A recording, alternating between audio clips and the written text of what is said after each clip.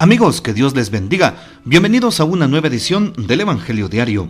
Estamos a sábado 28 de mayo, en esta sexta semana del tiempo de Pascua. Aleluya, aleluya, Cristo ha resucitado.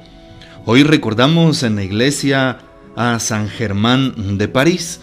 Nació en el año 496 cerca de Autun.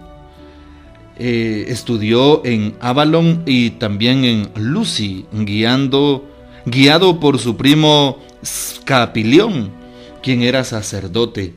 Recibió la ordenación sacerdotal a la edad de 34 años. Su virtud característica fue el amor a los pobres, manifestándose tan fuertemente su entrega por los demás que sus monjes se rebelaron, temiendo que regalara todo lo que tenían.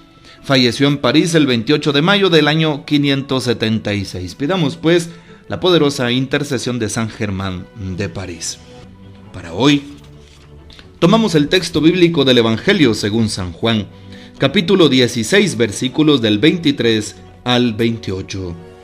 En aquel tiempo Jesús dijo a sus discípulos: yo les aseguro, cuanto pidan al Padre en mi nombre, se lo concederá. Hasta ahora no han pedido nada en mi nombre. Pidan y recibirán, para que su alegría sea completa. Les he dicho estas cosas en parábolas, pero se acerca la hora en que ya no les hablaré en parábolas, sino que les hablaré del Padre abiertamente. En aquel día pedirán en mi nombre, y no les digo que rogaré por ustedes al Padre, pues el Padre mismo los ama, porque ustedes me han amado y han creído que salí del Padre. Yo salí del Padre y vine al mundo. Ahora dejo el mundo y vuelvo al Padre. Palabra del Señor. Gloria a ti, Señor Jesús. Muy bien, ¿qué podemos entonces decir al respecto de esta palabra que estamos escuchando? En primer lugar, hemos platicado en estos días sobre la primera lectura durante este tiempo de Pascua. Durante todo el tiempo hemos tomado el libro de los Hechos de los Apóstoles sin falta. Y precisamente porque es un testimonio de la iglesia naciente, de las apariciones también de Jesús resucitado y sobre todo un testimonio de aquellos que han tenido contacto con el Señor. Un testimonio de los apóstoles, de los discípulos, de aquellos que han sido marcados por la vida de Jesús.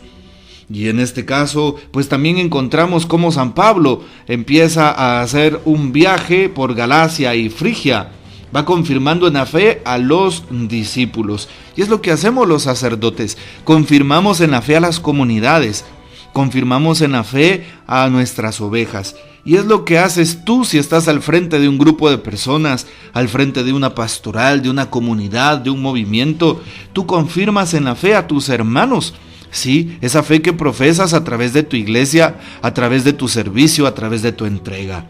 Sí, dando testimonio fiel del amor de Dios en tu vida. Pero también hoy se nos habla de un judío, así como Dios va tocando el corazón de tanta gente, un judío de Alejandría llamado Apolo. Vean ustedes qué interesante. Dice la primera lectura que era un hombre elocuente y muy versado en las escrituras. Y pues había ido a Éfeso. Y también dice el texto de hoy que tenía un espíritu muy ferviente y el Espíritu Santo estaba con él y hablaba y enseñaba las cosas concernientes a Jesús, pero no conocía más que el bautismo de Juan. Y claro, escuchan hablar de él Priscila y Aquila, aquel grupo de esposos que San Pablo también instruye en su fe.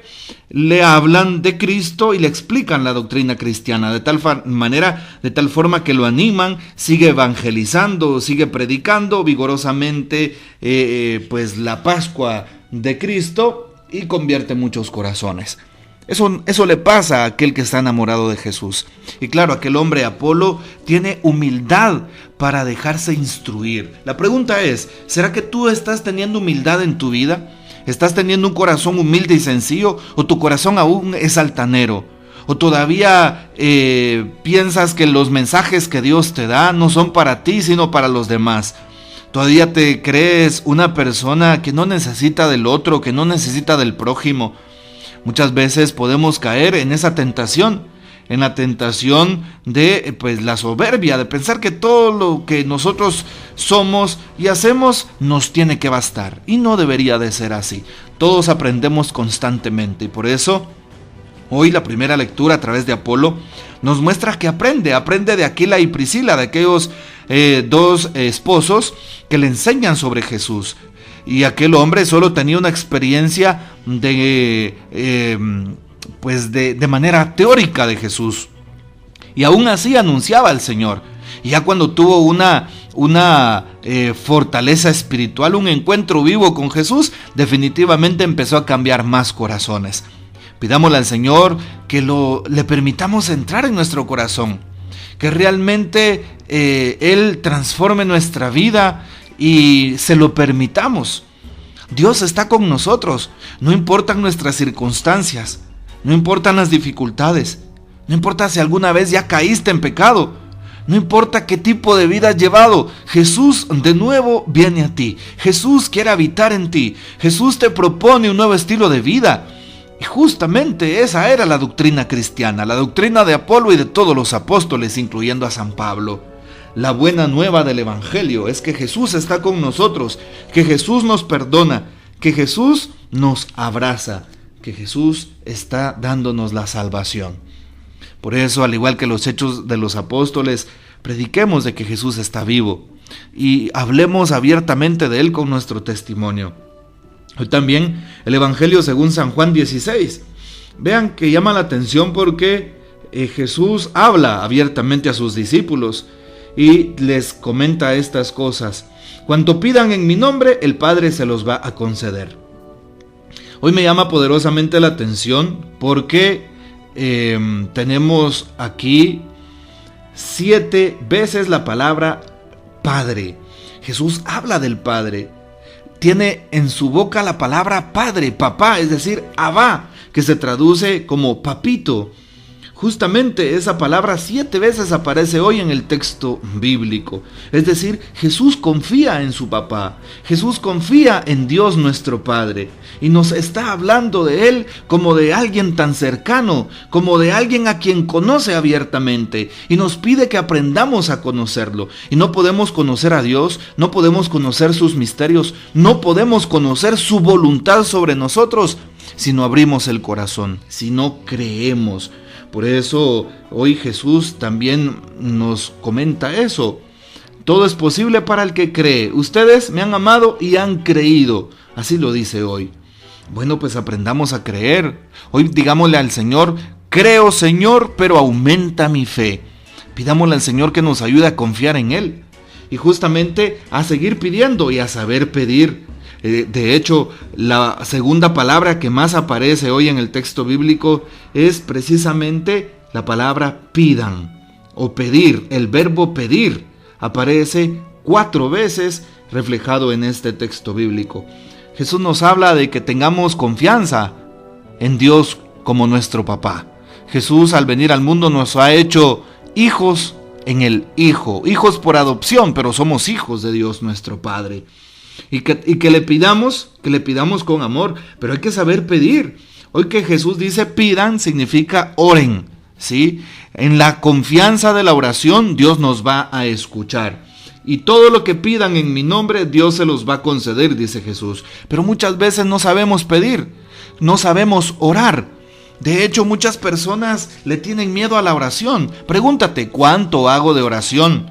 Muchas veces nos podemos quedar en una oración reducida a un Ave María al levantarme, a una Ave María, a un Padre Nuestro al acostarme, o recordarme de algo en el día y listo. Ten cuidado. Una oración sincera brota del corazón que ama, pero también debemos de poner disciplina en nuestra oración. No se trata solo de pedir y ya, no tiene sentido. La oración supone una manifestación completa de mi ser, es decir, ponerme frente a Dios cara a cara con confianza. Por eso te invito para que hagas oración en la mañana, hagas oración antes de acostarte, hagas oración antes de las comidas. Esas deberían de ser las oraciones de cajón, decimos aquí en Guatemala, que todo cristiano debería de hacer. Sí, tus oraciones normales deberían de ser esas. Y aparte, dedica un espacio para escuchar el Evangelio del día, como lo haces a través de este audio. Una lección divina bien hecha. Deja un espacio para ir a visitar al Santísimo. Deja un espacio para un momento de oración meditativa. Deja un espacio para el Santo Rosario. ¿Ves cómo es importante completar nuestra jornada de oración? Y antes de dormir, haz un breve examen de conciencia de todo lo bueno o malo que has hecho en el día y sé consciente de lo que necesitas trabajar. Eso es parte de nuestra oración. Por eso no se trata solo de pedirle a Dios y ya. ¿Cuántas personas dicen es que Dios no me escucha? Es que no es que Dios no te escuche. Dios, claro que nos escucha. La única oración que Dios no escucha es la que no se hace, mi hermano, mi hermana. Por eso tenemos que hacer oración. Pero claro, es evidente que Dios va a escuchar aquel corazón generoso y que confía. Y un corazón que confía no es solamente el que viene y pide, o si necesita algo y simplemente pide, ¿no? Es el corazón que está pendiente del amor, pendiente del Padre, pendiente de aquella persona a la que ama. Sí, qué rico se siente cuando vas a orar y cuando percibes que Dios te escucha y percibes que lo que le comentas a Dios, Dios lo tiene en su corazón. Sabes, Dios no se cansa de escucharte. Si estás pasando por momentos difíciles, háblale a Él. ¿Sí? Si has caído en el pecado, no importa, háblale, habla con Dios. Ve a la oración. Hoy Jesús lo dice varias veces. Pidan, el verbo pedir, pidan en mi nombre. Dios nos va a escuchar. Dios está para ello, para nosotros. Y Dios definitivamente nos da esta oportunidad de que hablemos con Él abiertamente. Jamás Dios nos va a rechazar. Eso es lo que nosotros pensamos o lo que el mal nos hace pensar. Dios siempre estará para nosotros. Dios siempre nos va a consolar. Y Dios siempre nos proveerá según también nuestra fe. Por eso pidámosle al Señor que nos ayude a saber pedir y sepamos pedir. En la oración tiene que ser una acción de gracias. La oración tiene que ser un contarle al Señor cómo estoy. También es parte de la oración.